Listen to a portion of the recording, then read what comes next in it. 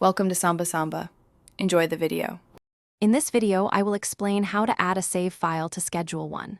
First, ensure you understand Schedule 1's role in reporting various income types and adjustments. Next, locate your pre-existing save file, which should contain all necessary financial data. It is crucial to verify your tax software is fully updated to its most recent version to guarantee seamless compatibility and prevent any data transfer issues.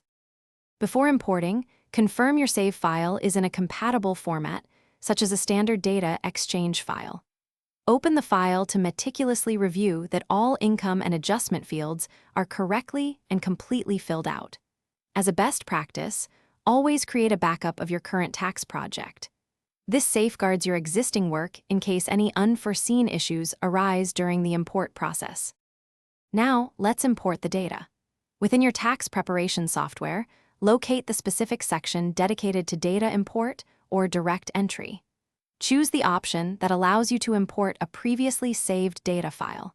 The software will then guide you through a series of on-screen prompts. You might need to map certain data fields to ensure information transfers correctly into the appropriate Schedule 1 lines. After the import is complete, it is essential to meticulously review all the data that has populated Schedule 1.